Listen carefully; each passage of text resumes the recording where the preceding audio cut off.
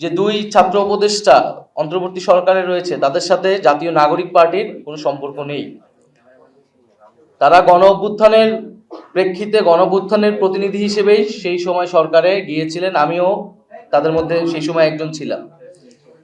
তারা যদি রাজনীতি করতে চায়, নির্বাচন করতে চায়, তাহলে তারা সরকারে থেকে সেটা পারবে না, তখন তারা সরকার থেকে বের হয়ে তাদের মতো সিদ্ধান্ত নেবে।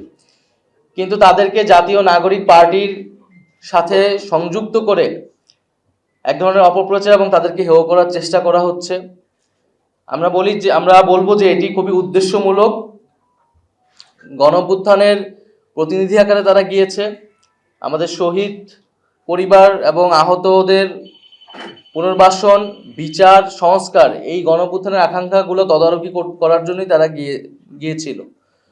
ফলে এটা তাদের সিদ্ধান্ত, তারা সরকারের থেকে কখন বের হবে বা আদৌ হবে কিনা। কিন্তু আমাদের প্রত্যাশা যে গণঅভ্যুত্থানের আকাঙ্ক্ষার ভিত্তিতে সরকার গণঅভ্যুত্থানের বৈধতা, সেই আকাঙ্ক্ষাগুলো বাস্তবায়নে ছাত্র উপদেষ্টা সহ সকল উপদেষ্টা একত্রে কাজ করবে। ফলে দুইজন ছাত্র উপদেষ্টাকে জাতীয় নাগরিক পার্টির সাথে সংযুক্ত করে যে অপপ্রচার, আমরা তার নিন্দা এবং প্রতিবাদ জানাচ্ছি।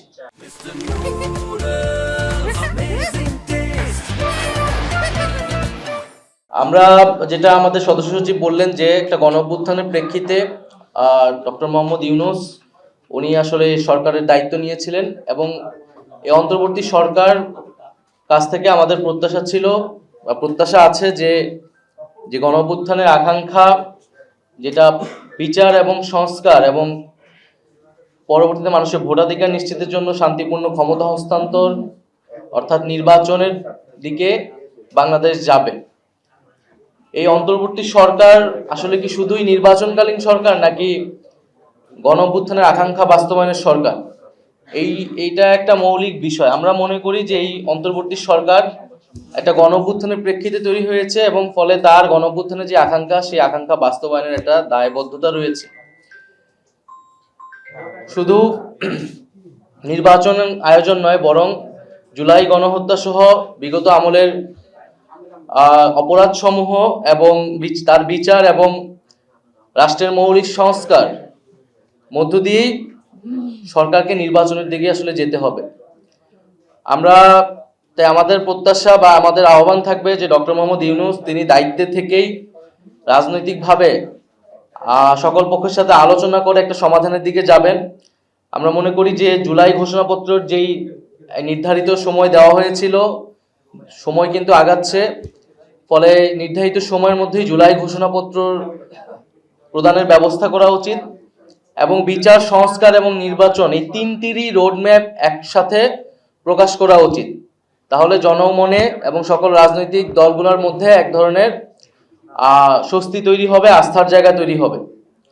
ফলে আমাদের অন্তর্বর্তী সরকারের প্রতি আহ্বান, জুলাই ঘোষণাপত্র এবং বিচার, সংস্কার এবং নির্বাচনের রোডম্যাপ একত্রে ঘোষণা করা এবং সব পক্ষের সাথে আলোচনা করে একটা সুষ্ঠু সমাধানের দিকে যাওয়া। পাশাপাশি রাজনৈতিক দলগুলো এবং আমাদের জনগণের প্রত্যেকেরই আসলে দায়িত্বশীল আচরণ করতে হবে। বাংলাদেশের বর্তমান পরিস্থিতি, জাতীয় নিরাপত্তা এবং ভবিষ্যৎ গণতান্ত্রিক বাংলাদেশের কথা ভেবে সকলেই সেই দায়িত্বশীল আচরণ করব আমরা এবং একটা আলাপ আলোচনার মধ্যে দিয়ে সমাধানের দিকে যাব, সেটা আমাদের প্রত্যাশা। দ্বিতীয় আরেকটি বিষয় হচ্ছে সেনাবাহিনীর পক্ষ থেকে 626 জনের একটা তালিকা, যেটা আমরা দীর্ঘদিন ধরে শুনে আসছিলাম, সেই তালিকা প্রকাশ করা হয়েছে।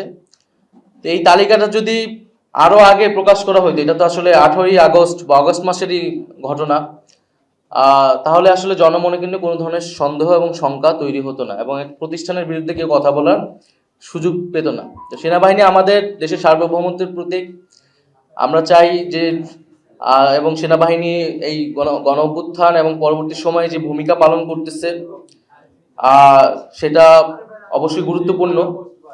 কিন্তু একই সাথে আমাদের রাজনৈতিক ইতিহাসে আমরা বিভিন্ন সময় দেখেছি সেনাবাহিনীর সাথে রাজনীতির একটা সম্পর্ক কখনো কখনো তৈরি হয়।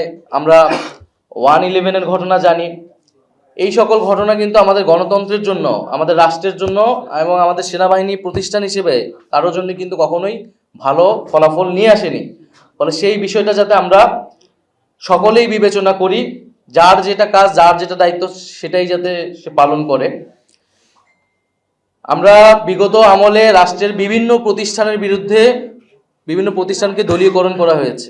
আমলাতন্ত্র, পুলিশ, সেনাবাহিনী এবং নানা ধরনের তাদেরকে দিয়ে মানবতা বিরোধী কাজের অভিযোগও তাদের বিরুদ্ধে রয়েছে।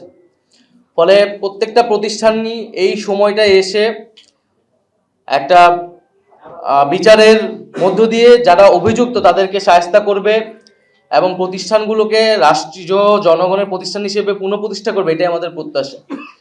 গুমের অভিযোগ যাদের বিরুদ্ধে রয়েছে, যে সকল সেনা অফিসারের বিরুদ্ধে রয়েছে, তাদের মধ্যে অনেকেই গ্রেফতার হয়নি বা তাদের অবস্থা এখন কি সে বিষয়ে আমরা কিন্তু জানি না। ফলে এই সব বিষয়গুলো সুস্পষ্ট করলে সেনাবাহিনীর প্রতিষ্ঠান হিসেবে আরো বেশি জনগণের আস্থার জায়গাটা পাবে এবং আমরা সেই আস্থার জায়গাটাকে সেনাবাহিনীকে দেখতে চাই। এছাড়া যেই আওয়ামী আমলে নির্বাচনগুলো আদালতে গিয়ে এক ধরনের বৈধতা নেওয়ার চেষ্টা করা হচ্ছে, নির্বাচনগুলোকে বৈধতা দেওয়ার চেষ্টা করা হচ্ছে। আমরা মনে করি যে এটা একটা বিশৃঙ্খলা তৈরি করবে। আওয়ামী আমলের সকল নির্বাচনকে কিন্তু আমরা ফ্যাসিবাদ বিরোধী সকল রাজনৈতিক দলই অবৈধ হিসেবেই ঘোষণা করেছি, অবৈধ হিসেবে আখ্যা দিই। ফলে সেই নির্বাচন নিয়ে বিশৃঙ্খলা তৈরি করার চেষ্টা না করে আমাদের স্থানীয় সরকার নির্বাচনের দিকে যাওয়া উচিত।